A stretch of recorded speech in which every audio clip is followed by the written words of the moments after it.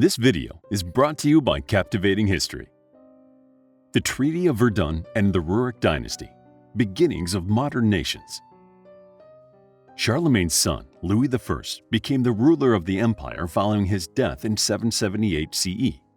He agreed with his father's focus on reforming the empire to align more with Christian values, earning him the name Louis the Pious. He developed a blueprint for Christianity to help shape the laws and culture of the people within the empire. For a period, he maintained the empire. However, the issues that had begun throughout his father's reign worsened. The situation was further exacerbated by additional problems of his own creation. His primary challenge was trying to decide upon a successor from his 4 sons. Like the Lombards, Louis divided his realm into sub-kingdoms so they were easier to govern, while also appeasing his heirs. Louis I initially had 3 sons, Pepin, Louis the German, and Lothair. When he had a 4th son, Charles, in 823 CE with his second wife, some of his subjects used the birth to instigate dissension with the 3 older sons. His sons, some nobles, and Pope Gregory IV forced his abdication in 833 CE. But due to instability triggered by the infighting of the various factions, the people demanded Louis's reinstatement by 834 CE. When Louis's oldest son Pepin died in 838 CE, he divided his empire amongst his remaining 3 sons, as was customary with Frankish traditions. However, Charlemagne's decision to keep the empire united had proven to be a more stabilizing system, and once Louis was no longer a unifying factor, the squabbles that had marked his son's previous period as leaders were only further amplified. Shortly after Louis's death in June of 840 CE, his son's squabbles devolved into a fully fledged civil war. The war lasted for approximately 3 years, ending in 843 CE with the Treaty of Verdun. Under the treaty, Charles was designated as the ruler over the western region, an area that includes today's France. Lothair kept the middle region of the empire, today's Italy, and Louis the German took the eastern portion of the empire that eventually became Germany. The Treaty of Verdun's result ultimately influenced the shape of present-day Europe. The Franks and the Germanic tribes fought over the territories across most of the southern and middle regions of Europe, largely untouching the northern area. But the Varangian chieftain, Rurik, saw the potential of the largely ignored region, leading his people north into the current-day Ladoga Lake region in 862 CE. Little is known about Rurik because that history was not written, but it is believed that he and his 2 brothers formed the settlement of Holmgard within a few years of arriving in the region. This became the beginning of what would be known as the Rusis dynasty. Rurik died in 879 and was succeeded by Oleg, a relative. Under Oleg, the Rusis territory expanded south, and over the next century, the dynasty continued assimilating many of the surrounding tribes.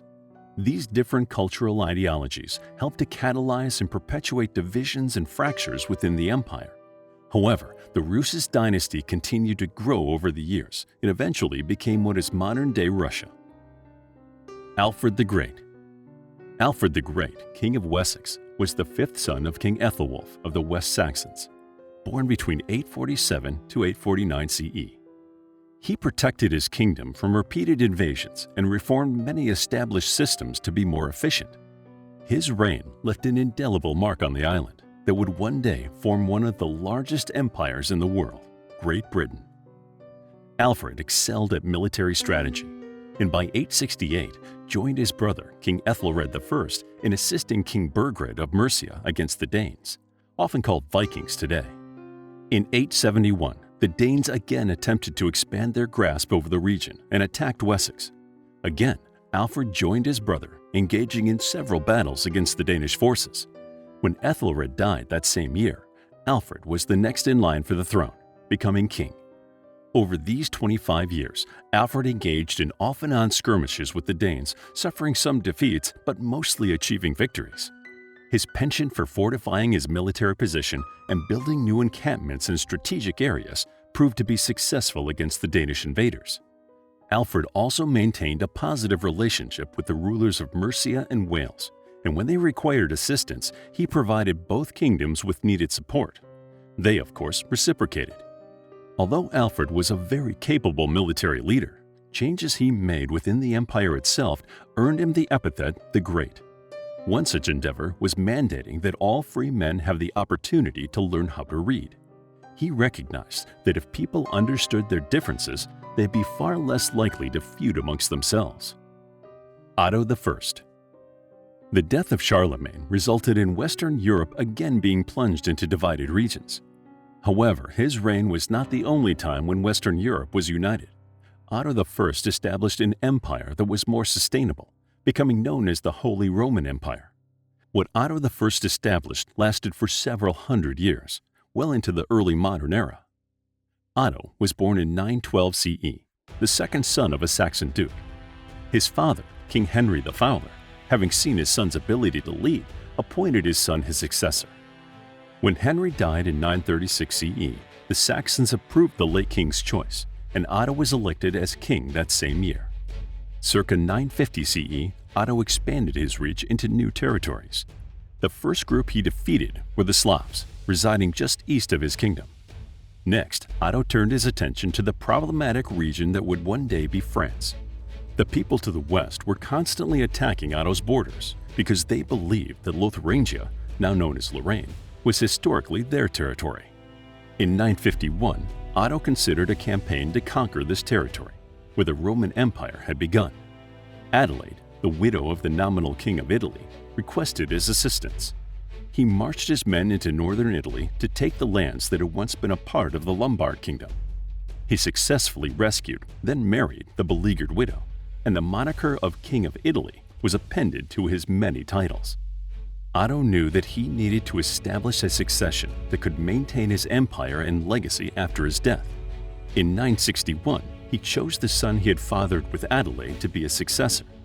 In 972, instead of attempting to defeat the Byzantine Empire through battle, Otto strategically married his son to a princess of the Byzantine royal family, solidifying a more stable alliance that would help his son in retaining this position of power. Under Otto the First's rule, the land experienced a second renaissance. Their cultures thrived, and architecture evolved into what became the signature look of the Middle Ages. Otto the First died in 973 CE, but his legacy and influence lived on for several centuries. The Reign of Venice. Venice rose to prominence during the first half of the Middle Ages and remained an important city well into the early modern era. During most of the reign of the Roman Empire, and immediately after the fall of Rome, the region of modern-day Venice was largely a community of fishermen and salt workers. Following the invasion of the Lombards in northern Italy, there was a migration of Italians south, and many settled in this region. For several centuries, the region passed back and forth between being controlled by the Byzantine Empire and whatever group was in control of the land that is now Italy. By the time of the Crusades, they had become a formidable power all their own. By 726 CE, Venice moved away from the Byzantine Empire and established a modicum of independence. To establish their own government, they elected their first doge, or duke, named Orso Epano. To end the perpetual swings of power involving the city, Doge Obelerio allied with the Franks. This alignment with the Franks forced the Byzantine Empire to agree to the Franco-Byzantine Treaty in 814. The treaty assured the duchy that they would have their own political and juridical independence. This guarantee was more than they had gotten from the empire, but it did not remove them from their control. Roughly 25 years later, the Doge had accumulated enough power to agree with outside powers without requiring consent or permission from the Byzantine Empire. This singular history helped to create a people who were less beholden to the Pope and more able to negotiate in their own interests. Venice eventually became a rival of Rome in terms of their power. The Vikings. Among the most infamous people of the early Middle Ages, the Vikings stand out as one of the most barbaric and mysterious. Besides being a dangerous enemy, the Vikings were curious explorers who did something that no one else in Europe achieved until the early modern age. They actually reached what would one day be known as North America. Surprisingly, they did not try to conquer or explore it. Their behavior toward the indigenous people of North America was a stark contrast from those of future European explorers. The legendary Danish fighters we now call the Vikings were unique compared to the groups of people around them. The leaders of the neighboring lands and kingdoms attacked each other largely over territory, trying to obtain more power by taking parts of continental Europe from each other. But the Vikings seemed more interested in pillaging than territorial conquest. They were notoriously seafaring people whose ferocity and curiosity took them far from home and well away from their homes in Denmark, Norway, and Sweden where they originally lived. From the 8th to the 11th centuries, the Vikings attacked their neighbors and sailed across the Channel to what is now England, constantly raiding, plundering, and taking stolen goods back to their homes. The first known raid occurred in 793 on the island of Lindisfarne, off the northeastern coast of England. This was the location of a monastery, and the Vikings were as merciless toward this religious target as any other they would attack. They were among the few tribes that did not care about the sanctity of Christianity. Ordinary farmers and tradesmen, the Viking became fierce and prolific warriors. The Vikings did not record a written history, so historians are left to speculate on what drove them to attack the Lindisfarne Monastery and other coastal areas. Among the most likely theories was a lack of food and resources, or perhaps inadequate access to farmland. The Vikings operated more like a well-organized group of bandits, yet they were definitely a robust military force.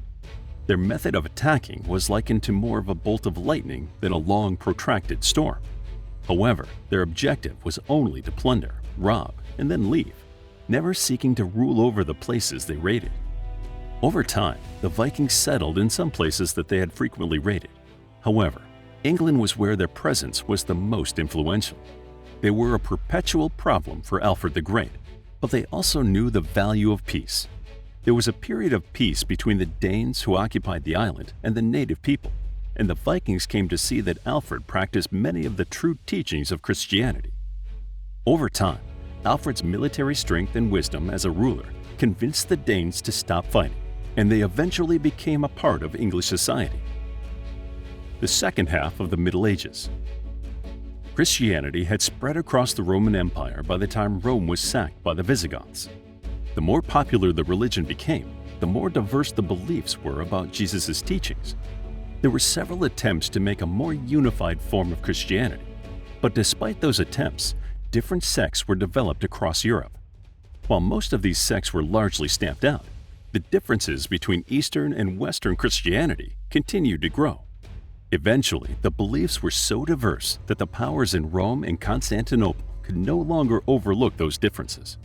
In 1053 CE, Pope Leo IX angered Patriarch Michael I Cerularius, the head of the Eastern Church, when he tried to claim leadership over the entire Christian world, including the Christians of the Byzantine Empire. To demonstrate his control, Leo IX gave the Eastern churches in southern Italy the choice to either conform to Western Christianity or be shut down. Patriarch Michael, whose religious power exceeded that of the Pope, was incensed by the Pope's actions, and in retaliation, he shut down all churches preaching Western Christianity in Constantinople. The widening gap between the two sides of the same religion became a chasm that has never been mended. Called the Great Schism, the event started by Pope Leo IX irrevocably divided Christianity into two religions, the Roman Catholic and the Greek Orthodox churches. Despite several attempts during the next century and a half to bring the two Christian religions back into singularity, the animosity between the two parties made it impossible for each religion to ever forgive the other side. Less than 50 years after the events that initiated the Great Schism, the First Crusade began. The two religions may have disliked each other, but they both loathed the Muslims more.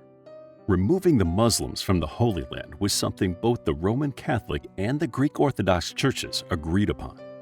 For the Catholics, it was a chance to repent for their sins and gain recognition. For the Catholic Pope, it was a way to consolidate his power in Western Europe. For the Byzantine Empire, it was a way to take back lands taken from them during the Muslim expansion across the Near East and Northern Africa. Historians disagree on how many crusades occurred because they became a very regular event. For the First Crusades in 1095, nearly 200 years would pass before the final crusade.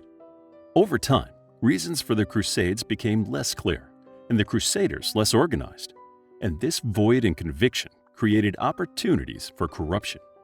The worst instance of this corruption was the crusade carried out between 1202 and 1204. The Crusaders were to reclaim the Holy Land, but it was quickly repurposed by the Venetians. The Crusaders arrived in Venice hoping to make their way to Egypt, but the price that the Venetians demanded to take them across the Mediterranean was too steep. Seeing a chance to profit from the crusade, the Venetians agreed to take them where they wanted to go if the Crusaders would reclaim Zara Egypt for Venice. It is uncertain what precipitated the next chain of events, but the Venetians steered the Crusaders to Constantinople. The Crusaders, who were so impressed with the city, sacked the Byzantine capital, largely out of greed and a vindictive desire to harm the opposing Christian church. Instead of attacking Muslims, they were now literally attacking fellow Christians. Historical items lost during this Catholic attack on the Greek Orthodox Church are still mourned to this day. A more devastating war spanned over 100 years and included most of the European nations. Known as the 100 Years' War, it seemed the energy put into the Crusades was now being refocused to kill their fellow Christians instead. Questions of succession were again at the heart of the problem when Charles IV of France died without an heir or a named successor. Historians would call the intermittent fighting between 1337 and 1453 the 100 Years' War because of how long and ever-changing the war was. The constant wars saw many changes in warfare. By the end of the 100 Years' War, knights, who had been essential during the Crusades, were now obsolete. Guns were introduced, entirely changing the tactics of war. The changes in weaponry required a significant change in strategies and military structures, as the formations and tactics used by the Romans no longer worked against evolving weaponry. Military structures came to rely on personnel who were trained to fight a standing war, instead of relying on peasants and people who knew little about combat. Outside the Crusades and wars, the Great Famine between 1315 and 1317 is still remembered across Europe for its devastating and long-lasting effects on the population. Part of the problem was that their agrarian system was based on meeting an outdated demand. Additional cultivation for food was not considered when the population of the continent was growing exponentially. During the first year of the Great Famine, there were few deaths through winter, but most people didn't have sufficient food. Malnourished by the following spring, they could not meet the demand for food. With fewer people and depleted manpower to tend the fields, there was another shortage of crops during the harvest, and many people died in 1360. The most devastating impact of the Middle Ages, however, was the bubonic plague. Known as the Black Death, historians estimate that between a quarter to half of the European population perished due to the plague. The bubonic plague is one of the worst disasters in European history. It caused such a deep scar on the European psyche that most people know of the event. The Renaissance. The Renaissance was a time when the European nations returned to the ideas and philosophies largely ignored during the Middle Ages. Without Rome to hold them together, the many lands were forced to find their own identities. Men like Charlemagne and Otto the First unified many areas that had once been in the empire, but the full range of the Roman Empire was never again achieved, at least not from a governmental perspective. The only unifying factor for Western Europe during the Middle Ages was the Christian Church, which became the Roman Catholic Church after the Great Schism. The religious figureheads continually consolidated power under the guise of religion until they had more power than nearly any monarch in Europe. The Church was dubious of any attempt to query its position and increasingly stifled free thinking and science to maintain control over a less evolved continent. The Italian Renaissance was the beginning of a new era, dubbed the Early Modern Era. The leaders of the Renaissance typically did not directly challenge the Roman Catholic Church, but were firmly of the opinion that the Church should have no say over deciding the world's truths. As the Renaissance spread to the different nations in Europe, things changed. Between the end of the 14th century and 1620, Europe emerged from the Middle Ages with a new understanding of their world. Overcoming two obstacles of the Middle Ages enabled the path to the Enlightenment of the Renaissance. The first was creating new systems for planting and harvesting crops that made it easier to grow more food to feed more people, ultimately allowing people more free time. The second was introducing the means for mass literacy. In the mid-15th century, Johannes Gutenberg introduced the printing press. For the first time in history, it was possible to mass-produce reading material. The printing press made it much easier and cheaper to print books. Both innovations not only contributed to the Renaissance, but also augmented its occurrence. The Renaissance was a time of enlightenment where Europe returned to a golden era of thinking that occurred during the Roman Empire. Architecture reflected the designs of that classical period, such as the Palace of Versailles. Men explored mathematics and sciences, and people became energized and more inquisitive. The Renaissance was a short period of about only a century. By the start of the 17th century, the Protestant Reformation had sparked wars across Europe. But despite the return to fighting, the ideologies and types of thinking prevalent during the Middle Ages were largely gone. Societies changed, with serfdoms largely disappearing. The Renaissance gave way to the Enlightenment period, which saw significant advances in science, particularly physics, and inventions that changed the world came along with increasing frequency. The people of the Middle Ages turned to God to solve their problems. After the Renaissance, they increasingly turned to science and research to resolve them instead. People wanted to be more in control of their existence instead of relying on faith. And this enlightenment became possible because of the paradigm shifts in thinking that emerged from the Renaissance. To discover more about the Dark Ages, check out our book, The Dark Ages, a captivating guide to the period between the fall of the Roman Empire and the Renaissance. It's available as an ebook, paperback, and audiobook. Also, grab your free mythology bundle ebook for free while still available. All links are in the description. If you enjoyed the video, please hit the like button and subscribe for more videos like this.